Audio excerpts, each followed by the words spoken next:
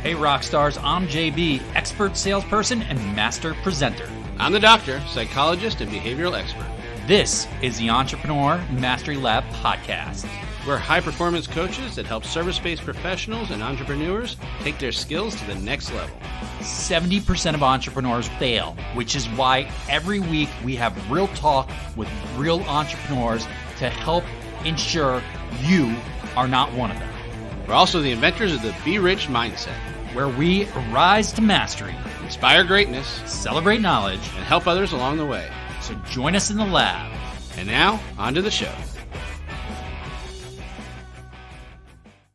Welcome back to the lab. I'm JB. I'm the doctor.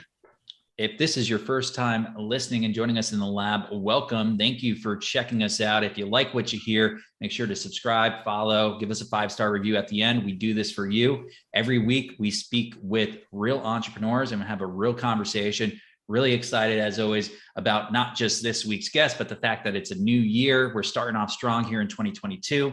And for all of you who spent the last year plus listening to us, our repeat listeners, you're who we really do it for. Thank you for your engagement. Thank you for listening. And thank you for giving us a vehicle to share with you some great insight and wisdom and tools here in the lab. So if you're new, then you need to step up your game and catch up. That's what I heard him say. That's it, Doc. Man, end of last year, beginning of this year. How you feeling, dude? Feel revived. We entered a new year with hopefully continued less restrictions and more normalcy, whatever that may be. So gonna grow on it and see what we can take and find out what other fun adventures are in the double do. I got to think I'm going to coin something for this year. Neither one of those work though. I was going to say, you can't coin the year deuce. I mean, you could, but that might be a shit show. I mean, that might be how we have to review it afterwards. So we'll see. All right, man. Well, I'm super pumped, Doc. We got a great guest joining us from Quest Education. We got Daniel Blue. Daniel, welcome. And thank you for having me in the lab and the deuce. I'm ready, man. Right? It's already taken over. We got to trademark that one. That's a good.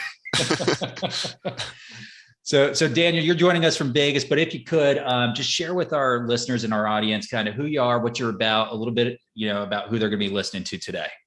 Yeah, I'm a business owner. I'm an author and been in the financial space now for over 10 years. And what we specialize in is helping people access money in their retirement accounts, penalty and tax-free, and really just showing people how they can liberate and free up their retirement accounts and use that money beyond just the stock market and have access to those dollars before they retire.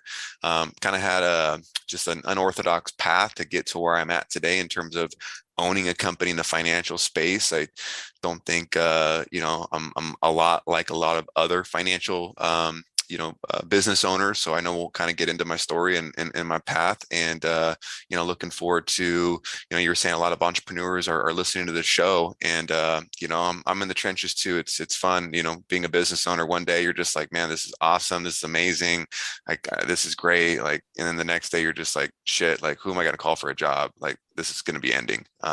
It's a fun, wild ride, but there's a reason why we chose to be a business owner, to have either time freedom, financial freedom, or we're just too damn stubborn to quit. Right. I like how you said that in a matter of days. That usually happens in the same day a couple of times. That's right. Amen. Man, that's awesome. So let's dig at that a little bit, Daniel, because some of our audience knows my background, financial services industry for 15 plus years. 7 and 66 life and health for years and years. I worked wholesale in the retirement income space. So, I mean, that retirement space is near and dear to my heart, qualified accountants, of course. And, today with my LO license and specialize in that space, still really retirement focused. So I come from this world, right? And I'm going to key in on this. I come from this world where I am really super buttoned up, the world I come from, like that corporate world I come from, financial services, which I think most people think investments, they think retirement, financial planners, so on and so forth. They think super buttoned up. But that's not your background, right? That's really not the path you started down. How'd you kind of end up in this world? And can you kind of, illuminate that a little bit for the audience? Yeah. I mean, you just kind of go back to our childhood. That's where it all starts, right? So just growing up was middle class. We didn't have a ton of money, but we weren't dirt poor. Had a Mhm. 2-parent house, and things really changed though when I was 12. When I was 12, my dad ended up moving to Mexico and never came back. And I was really tight with my dad. So that was a tough pill to swallow. So now I went from having 2 parents in the home to just 1 parent in the home. And my mom, she was a social worker for many years. We lived in California. So she was working a ton, right? Which left me unsupervised. And I just took a lot of that time with not having any supervision and being in middle school and high school, and just doing the wrong things, kind of hanging out with the wrong people, and just kind of being up to no good, so to speak. And I just crawled my way through high school. Like I just barely passed, barely graduated, and I had no idea what I wanted to do with my life. I was still kind of battling some inner demons. I was kind of holding on to resentment, so to speak, and just trying to figure out where I fit in life. I wasn't really confident with myself. I was 18 years old. There's 3 things that happened that really shaped my future. One, I ended up getting a woman pregnant, and then 2, I ended up getting addicted to OxyContin, and then 3, I dropped out of college and stumbled into sales. I didn't think that sales was going to be something I ever did. It's not like, I think we ask most people in sales, like, is this what you wanted to do in elementary school? And they're like, no, right? But neither was entrepreneurship. I don't have this cool Gary V story where, I was slanging and hustling and flipping stuff and making money in middle school as some kind of side hustle. That wasn't me. It was more or less out of necessity. I saw my mom struggle when she was just raising me on her own. And I just knew that that wasn't a lifestyle that I wanted to live. And I didn't want to be challenged financially. And I saw sales was that gateway. Ended up being in the real estate sales space. And that's how I got introduced to self-directed retirement accounts, the concept of using a retirement account to flip a house, using a retirement account to invest in the private lending. That whole world was so foreign to me because I always thought that retirement accounts were for stocks and mutual funds. So just being able to apply what I learned through the years, and I will say the one thing that's really helped me over the years is just networking, right? Because right out the gate, I had some disadvantages. College dropout. I didn't have parents or family members that were entrepreneurs. So it's not like I had the playbook or someone like kind of mentoring me and saying, hey, start a business and set up an LLC and this is how you do it.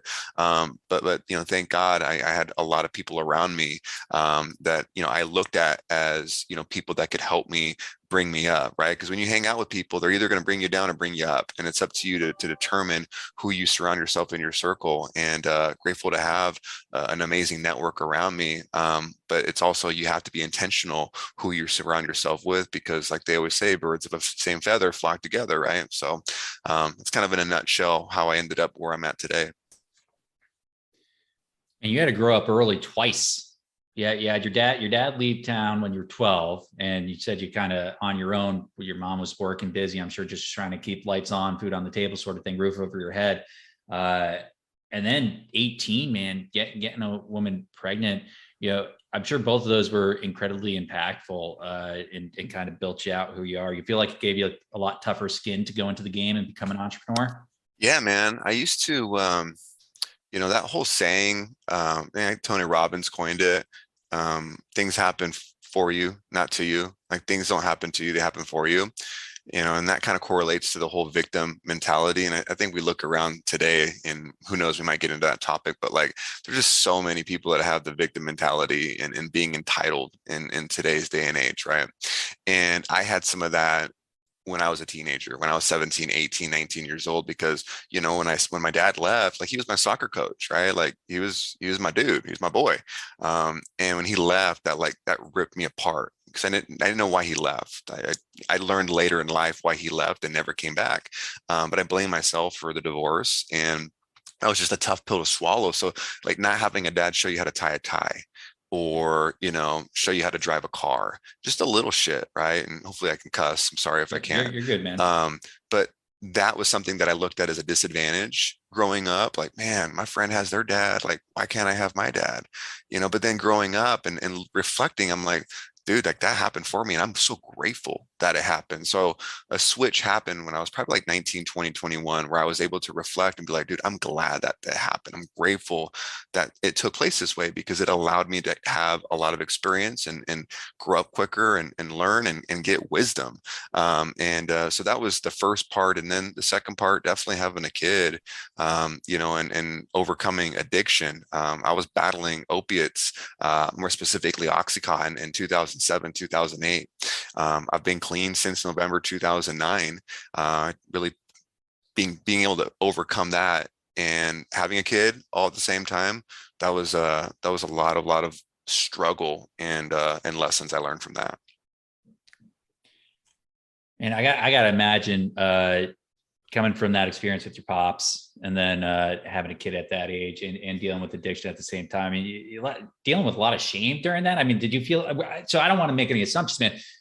Were you there for your kid? Did you feel like you were there for your kid? I mean, addiction can be nasty. So it could take a lot of different shapes. Yeah, man. It's and I'm at peace with all of this now. So like that's a really good question. I'm glad that you asked that because I normally don't bring this up unless like it's the right time, it's the right opportunity. But I actually wasn't there when she was born. I was getting high. And that's something I'll always have to live with. However, like I believe God gave me a daughter for a reason. Like that was my wake up call. Unfortunately, it took me a little while to wake up. She was born in February 2009, and I didn't get clean until it was November 2009. So for the first 6 months of her life, I was using an Oxy 80 every single day, and I really wasn't there, right? I mean, I'm high, I'm there, but I'm not, right? And someone listening to this right now, what's crazy is you're reading the news stories and all these big pharmaceutical companies are settling for billions of dollars because they were just over prescribing and in cahoots with the doctors. And like, dude, opiates and Percocet and Loratab and fentanyl right now is huge. Like that shit's real. Like people listening to this right now probably know someone that's either died, been addicted, or themselves they've battled addiction. Maybe you hurt your back and next thing you know, doctor's giving you Percocet and you get addicted, right? Like these pills are opiates, they're heroin in the form of a pill, right? So it took the first 6 months of me going through that. And there was a point, it was Thanksgiving, November 2009, where I just like got real with myself. It was Thanksgiving Day and I wasn't able to get pills that day. All my drug dealers were having turkey with their families and I was not able to score. And I just remember in the car, I was driving around town trying to score. I just realized that I wasn't going to get high that day. And then I start panicking because for those of you that know, if you stop using opiates, you start getting sick, right? Like here soon, you're going to start throwing up. You're going to start having really, really bad flu-like symptoms. And I just knew it was coming. And I just sat in the car. I was like, dude, like, what are you doing with your life? Like your daughter's 6 months old and she's clueless. She has no idea who you really are and how big of a piece of shit you are. And is this the life that you want to live? Like pretty soon your daughter's going to be old enough and she's going to know who you really are. Like, is that who you want to be? So I just had some really deep conversations with myself at that time. And I just quit cold turkey, man. That was really tough because prior to that, I tried getting clean different ways. I tried getting on methadone, on Suboxone. I tried different ways to get clean and I just kept relapsing. But I made a drastic decision that day where the next day I ended up moving. I moved to Las Vegas. Crazy story. I left St. George, Utah, small little town in Utah, and I moved to Las Vegas to get clean. And that's what got me clean. I knew if I could be in a new city, have new friends, new phone numbers, new environment, like I know I could kick this thing clean. So I was able to just quit cold turkey. It sucked for the first month. I lost a lot of weight, had a lot of withdrawals, a lot of sweats, a lot of shakes, but I got through it and, been clean ever since. But it's crazy. It feels like it was yesterday that I was using, but then it feels like it was a different life.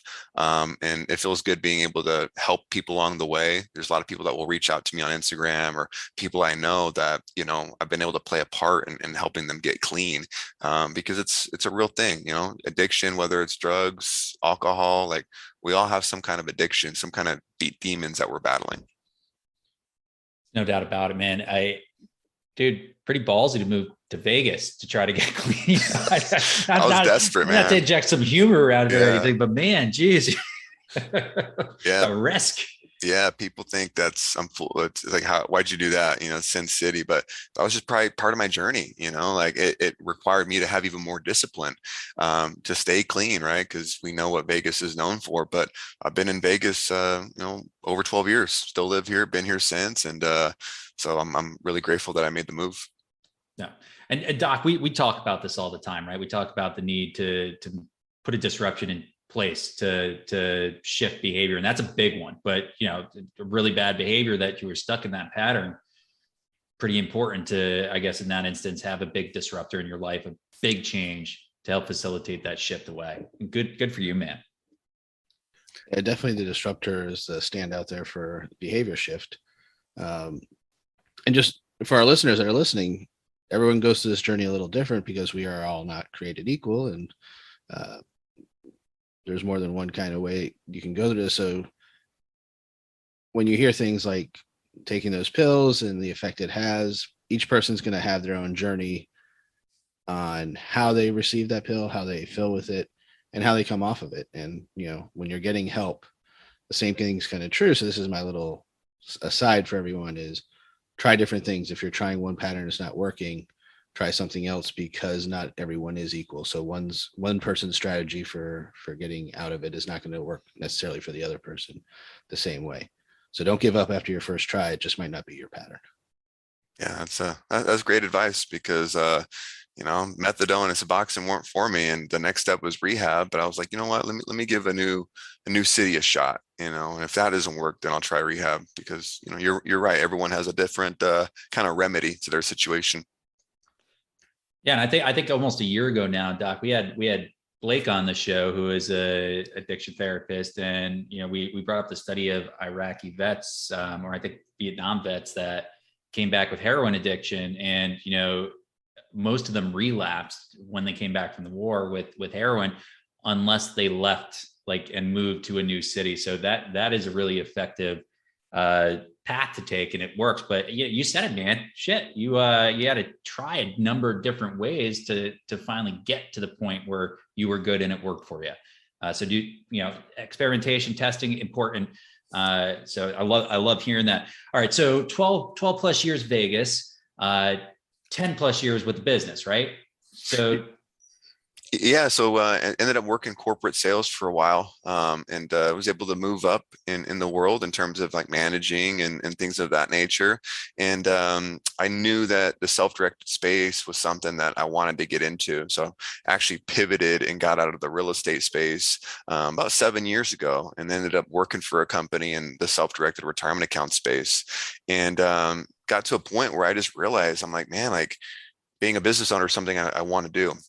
And I made a lot of money mistakes when I was 19, 20, 21, like not having credit. Like I was an idiot. I was just like, well, I have cash. Like, why do I need a credit card? Right. So I didn't have a credit card, which means my credit score, was non-existent.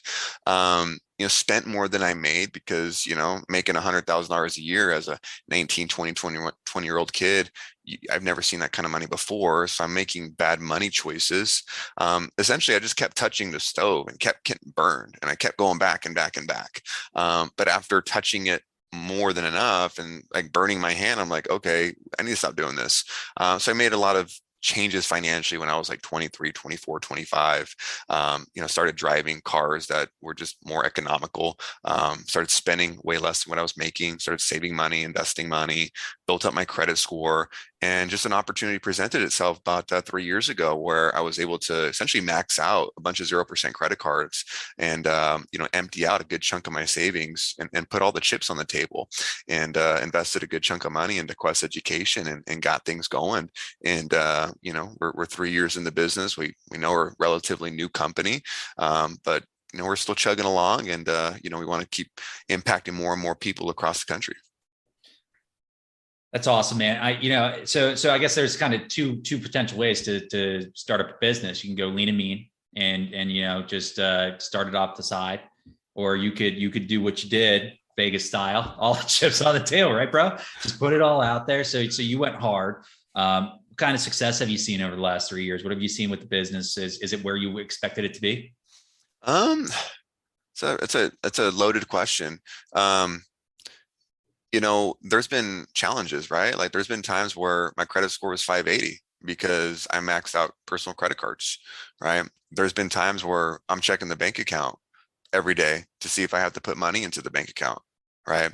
There's times where I didn't get paid because I had to make payroll, right? People have this misconception that business is like, dude, rainbows and sunshine. Like, you just put CEO or entrepreneur in your bio and you tell the world you're a business owner. It's like, let's go. And it doesn't work that way, right? Like, especially when you're dealing with people, right? Maybe you have one employee or a couple employees. I've got 13 employees right now, full-time W-2 employees here in Las Vegas. And it's a matter of, going through the growing pains. I look at a business as a human, right? Like when you first start your business, like that thing's on life support. Like any day that thing could die, right? And as you start making it through the stages, like right now, my business is 3 years old. It got past like that drunk walk, like when your kid first starts learning how to walk, right?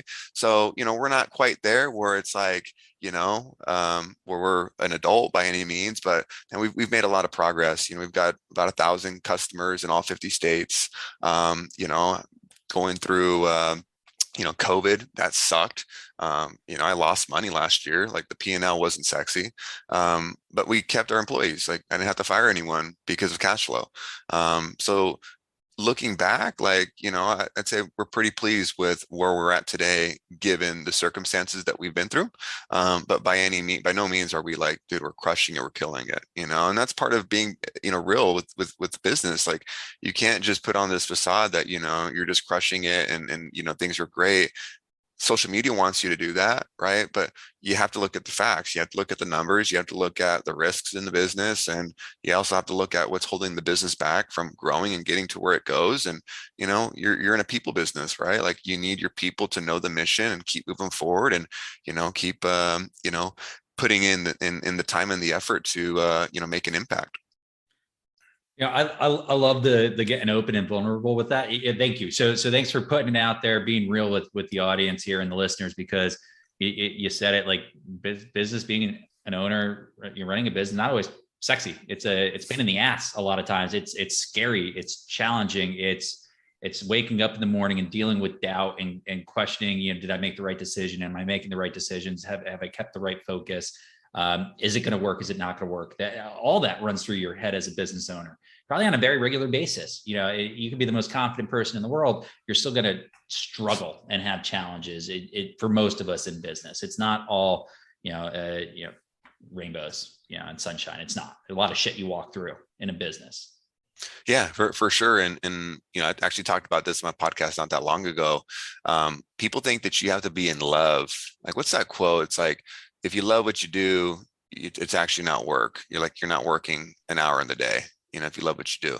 And like, I think that sounds nice, right? But let's be real. Like, how many of us are actually running a business and we're like, dude, like, I love this on a scale of 1 to 10, right? And I like to just explain it in terms of passion and purpose, right? Like in a perfect world, you want to live your life where you're living your purpose and your passion all at the same time, right? Like to me, that's success. That's like the pinnacle of like, mama, I made it. I'm living out my passion. I'm living out my purpose. Not everyone is there.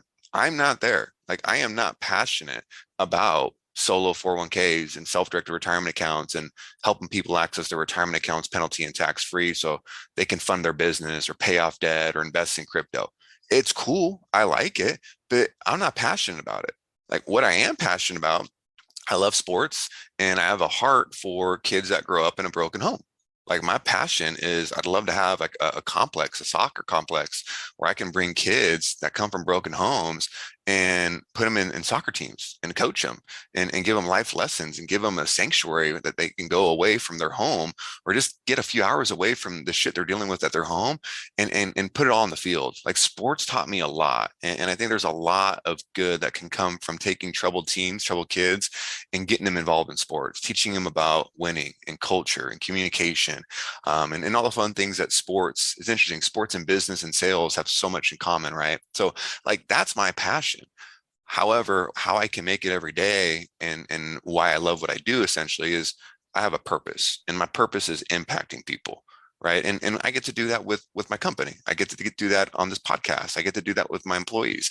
I get to do that with clients that we help. Like that fills up my purpose cup. So my goal is to use this vehicle, this company that we have, and that be a vehicle that helps me eventually get to a point where one day I have my purpose and my passion cup filled. So like, don't get discouraged right now if you're in business and you're just like, man, like this don't fill up my passion. Or maybe you're a W-2 employee right now and you're like, man, I'm just not passionate about this. That's okay, right? Like it takes some time to figure out what you're passionate about, but try your best to live a life where you at least are filling up one of those cups, right? Because the times that I've been depressed, the times that I've been in a funk, the times I'm like, dude, what am I doing with my life? I'm not filling up my passion or my purpose cup. And you have to fill up one of those cups in order to keep moving every day and keep waking up with intention and keep being, that shining star for you and other people.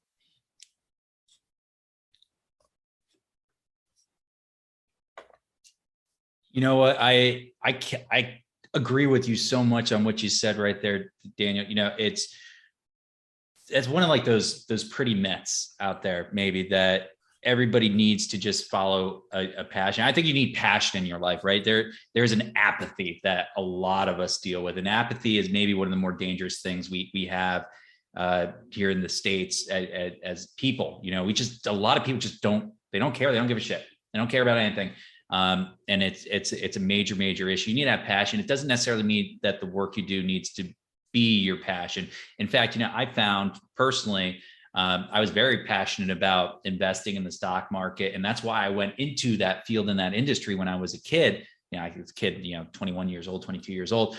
And it choked my passion, right? My passion disappeared because I was in that world. I couldn't get away from it. It became work, 4-letter word, right? That wasn't for me. But it did teach me, hey, what do I really care about? What am I really passionate about? Because it's like being a kid. You don't always know what you really are interested in and care about. It's about figuring that out and finding it out. But for me, what that industry did do was it facilitated me to be able to make moves in my life where I had the freedom to choose. And I had the fuel, right? I had the assets and I was able to create the time and have the investable money to do something like this with my partner Doc here, to put something together where we can make a broader and bigger impact. Because I feel you, dude. You're 3 years in. We say in the financial services industry, if you want to be like a planner, it's 3 to 5 years before you even get over the hump, and you can say, hey, I'm going to survive, and this is going to work for me. And I think that's true in most businesses. 70% fail in the first decade. The moment you hit a COVID year, that moment you hear that you hit that economic setback, it's like, shit, I'm done. I'm out. I'm tapped. Things work too hard against me. We don't have a lot of wiggle room. That's why we created the Entrepreneur Mastery Lab. That's why we have this podcast to facilitate changing how people do business so that we don't end up that way. There's no reason 70% businesses should fail. There's none, right? All the opportunity out there in the world. How do we fix that? And that's our personal passion. And that's what this project for us is all about. As a business, Doc, I think we do all right as a business, but we certainly got a ton of room to grow. We're nowhere near where we see our business being. And I'm the first to admit that. A lot of times it's a slog, and it's like, man, every benchmark I put out there for myself, it's one step ahead. But that's true in a lot of business. That's just how it works sometimes. I think we also have this misconception that we're supposed to be happy all the time. And we try to force it in a lot of ways. And you're supposed to, you hear those catchphrases like, it shouldn't be work if you enjoy what you're doing, but it still is work. There is still struggles. That doesn't mean you don't love it. It doesn't mean that it's not something that you're enjoying, but there's moments where you might not enjoy it as much, or you don't enjoy it for that moment because you're going through a struggle, and that's okay. Emotions are good. All of them: anger, fear, frustration. This is what keeps driving us. So when we try to be happy all the time and force it, or we try to say I don't love my job anymore because I'm not loving it for 5 minutes, or I'm having a rough day. No, it's okay. You're allowed that. Reset, start over, but enjoy those emotions while they're there, because that's what's also going to keep driving you. Don't try to force happy. Happy's good. We should strive to be happy, but we should never force it. And you can't be happy if you're not sad, right? Yeah, you gotta have the dip to have the peak too. They go hand in hand.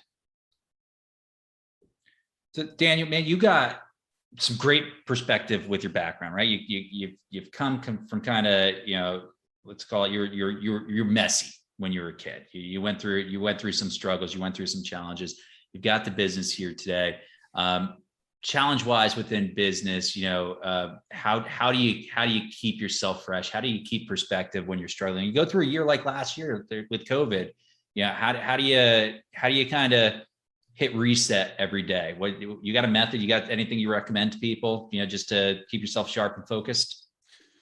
Yeah, I think, I really like what the doc said about just like, dude, you're going to hit funks, right? There's just going to be times where you're just not happy, like, again, we're all consumed by social media, and you go on social media and they're on vacation and they just hit $1 million and they just bought a new car, and you're just like, shit, so it's just like, dude, you just got to embrace it. You can do things though to keep you driven, to keep you going, to keep you sane, so to speak. And I just think it's impossible to be running on all cylinders. And what I mean by that is, like, how many of you have had a long period of time where your health was on point, your fitness was on point, you're getting along great with your partner, your kids aren't pissing you off, and your business is crushing it, and your personal finances are doing great? Like, it's really hard to have all of those things going, right? For me, like, over the last year or two, as we've kind of came out of these struggles, it's a lot harder to perform in business if your foundation at home is weak. And what I mean by that is, I've been with my wife for about 9 years, right? So, I'm not a relationship expert, however, my wife and I have gone through times where, there's no money in the bank account, maxed out credit cards. She's not business oriented entrepreneur. I am, right? So she's just like, dude, what are we doing here? Right. But it all comes down to, it's a lot easier when you have a good personal life going on. Like, it sucks trying to perform well. Business is already hard enough as it is, right? But you're making it harder on yourself when your health sucks, when your fitness sucks, when you're getting shit sleep, when you're not eating good, when you're fighting with your wife, right? So, big thing that's helped me over the years, is talking things through. Like, I'm actually seeing a therapist right now, and specifically a female therapist, because I've got a 12-year-old daughter, and I've been married to been with my wife for 9 years. Like, dude, I see things through a dude's lens, right? I'm surrounded by females, like, a lot of my employees are females. I got to get better at communicating, right? And getting an unbiased perspective. I believe in mental health a ton. I believe seeing a therapist is again, it's not for everyone. I'm not saying like go see a therapist, but like, it works for me, and just getting, investing in your mental health is huge. So I know that was kind of like a long-winded answer, but I try to stick to a routine, for probably 5 days a week. I'm in the gym. I kind of get up at the same time every day. I go to bed at the same time. When I fall off my routine, it's easier for me to be in a funk. And I intentionally communicate with my wife to make sure that we're on the same page. She has her own goals, and I support those. I have my goals. She supports me. We're two different people. We don't always agree. However, I know if my relationship is really strong with her, then I don't have to worry about that. I can go focus and conquer other things and work through those challenges. I will be the one that says go see a therapist. Well, you with the name the doctor, bro. I'll set you up with the alley oop. Yeah, everyone should do it. In the deuce. In the deuce. And bro, I crack the joke all the time, right? Like, my relationship with my wife has never been better since I started working and partnering with a therapist. Because all of a sudden, I'm getting her gifts. I'm doing all these things that, like, to me, like, for me, yeah, that's not going to speak to me. But, for a woman, for my wife, that stuff certainly matters a whole lot. So, mental health, taking care of yourself, financial services, like just general planning, right? The real common saying is, well, invest in yourself first, right? Before you pay your bills, pay yourself. You want to start saving money, you want to invest. And it's true, not just with our finances, right? Man, that shit holds true for our mental health, our physical health, our spiritual health, whatever buckets you need to fill to get yourself right. everything else does get easier. I 100% agree with that. And, I'm a bit of a fitness nut too. I'm big into meditation. All that stuff helps keep me level, right? I use level. It's kind of my language. For me, I don't ever want to allow myself in any given time to get too high or too low. I want to be really level in my business, and I need to have my buckets full, to be able to do that. So I totally hear you, man. I heard also something that came up quite a bit is communication. You guys might not be relationship experts, but I do a lot of work with them. Communication is key, and not just in a relationship, but also in business, right? And not only with others, but especially with ourselves. How to communicate is one of the best tools that you're going to be able to use, one of the best skills you could find for yourself. How to communicate effectively with your partner, whether that is in marriage or in business, and how to communicate with yourself and finding out what you want to do and being able to talk to yourself about how to do it. That's where motivation comes from, right? That's part of communication. So listeners, well communicate. So Daniel, how would our viewers, listeners, all of you, find you and get in touch with you? And I heard you have a book and stuff too. Yeah, best place would be danielblue.me. So it's Daniel and then blue, just like the color.me. And that website gives you access to my book. It's called Blueprint to Your Best Retirement. So teaches people how to access money in their retirement accounts, penalty and tax free. So they could use that money to maybe fund their business, pay off high interest rate credit card debt, and maybe invest in real estate, crypto. Just basically liberating, freeing up one's 401k or IRA. So the book is really simple, easy to digest. I know JB, you being in the financial space, like most financial books, like go over people's heads, right? Like we're trying to help someone that's, 35, 40, 50 years old that, might not have all of the savvy financial skills. They've just been really, grinding and working, but they've got money saved up and they just aren't really familiar with some of the strategies that are out there. And unfortunately, a lot of financial advisors and CPAs don't bring a lot of the information to the forefront. So the book is just really simple, easy to understand, easy to digest, very short, where people can just pick up the book and then get done with it and have some tactical steps that they can take. And then on that same website, it's got access to our podcast. We're on all the major platforms. It's called How Winners Win. The show is to teach people in terms of like helping them win in their personal life, their business life, their financial life. So been having fun with that. Every week we drop an episode, and then the social media handles are all on the website. So a bunch of free stuff as well. So people are interested in learning more about, some of the things that we talked about here today, can head over to my website. Yeah, I'm gonna jump in here for a second. So everything's gonna be on the show notes. Everybody can read it through the show notes. But I'm gonna speak on behalf of the financial planning world for all of our listeners who are like, well, what do you mean a financial planner wouldn't be telling me about that, or a financial advisor's not going into that conversation? Because I think what you're doing is really important, man. All of our listeners have to remember that financial advisors are still running a business, and they only have so much time and your attention. And so a lot of times that's going to be focused on very specific things to help you achieve the goals that they have set in their heads for you and that you've set for them. They don't necessarily have time to broach a lot of these subjects, right? Like this isn't going to necessarily come up. And then a lot of them might not even know about it, right? It might be so far out of the framework of what they do in their day-to-day business. That is what it is, right? It's neither good nor bad. You just kind of need to recognize that no planner will know everything and be a specialist at everything. So if you can get access to advice like this, if you can learn something new, that might be the difference between getting your business up off the ground or keeping your business afloat, right? If things are going bad, this is the type of material I love that, man. So I hope all our listeners just take a moment. If that's something that could help you out, go get that book. Links are in the show notes. Thank you, Daniel. We appreciate your time and energy with us today. And I love the name Blueprint. For those of you guys didn't catch on, Daniel Blue, Blueprint to Your Best Retirement. I mean, it's the book that you should be starting off the deuce with. It won't be a shit show of a read. I promise you that. Dude, you got a power name, man. It's funny. I lived in Texas for a while, and like every car dealership was like Gregory McGregorson or something. And you'd be like, that's a weird power name. Daniel Blue. I love it, man. Own that. Thanks, man. Yeah, a lot of people are like, "Is that your real name?"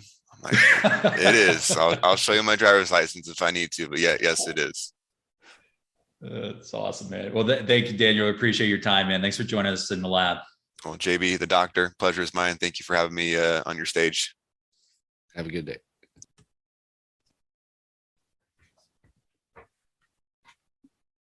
Doc, I think my favorite part of our conversation with Daniel is just him laying it out there and keeping it real. I've maxed out my cards. I've had nothing in the bank account. I've had to not pay myself so I could keep my payroll. That's some of the real stuff. You don't hear that. You get a lot of guests on our podcast. They don't talk about the struggle. Well, I mean, entrepreneur life is so glamorous, and all we see is the outcomes usually, right? So when you talk about the entrepreneurs, you get the ones that make it, so whose life is glorious, and you don't always get the path that it takes to get there. We forget the struggle that leads up to it. It's not, hey, I'm famous in a year. It's famous I'm in 10. Yeah, there's something to be said about the emotional fortitude you need to be an entrepreneur, because everybody should be an entrepreneur, right? I don't agree with that at all. Not everybody is cut out to be an entrepreneur. Not everybody has it in them. Some people are just, it's not the life for them. We're all different. You say it all the time, man, right? And that's cool. That's okay. There's nothing wrong with that. But if you are trying to be an entrepreneur, we sure as hell want to give you the best resources to be successful.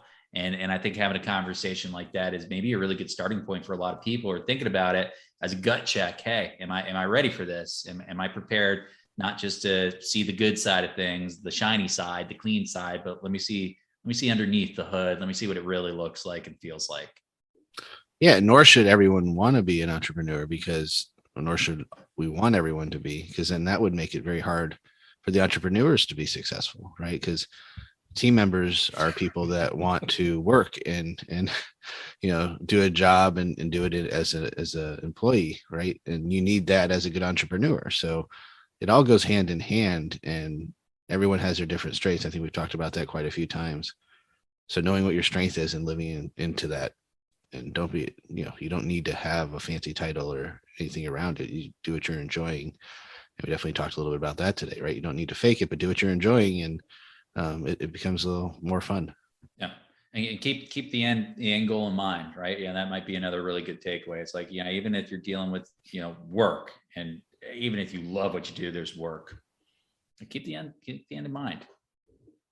And I mean, my biggest takeaway is that we've coined this year the year of the deuce. It's a good one. We're taking it. We're going to own it. We're going all the way. You're the deuce. I love it. All right, Doc. That was a good one. I'm looking forward to next week's too. Stay tuned. If you're listening in and you have not subscribed, you have not followed, you have not given us a 5-star review, do it. Do it now. Do not delay. We need you. We're asking you, please. And if you need to get or want to get a hold of Mr. Daniel Blue, D Blue, check him out in our group. All the details are in the show note, but he's in the Entrepreneur Mastery Lab and our private Facebook community as well. So check it, join us, and we'll see you there. Of course, you can find us on all our social media platforms at JB and the Doctor, or on our website, jbandthedoctor.com. We'll see you guys later. JB out. Peace out, yo. Deuce.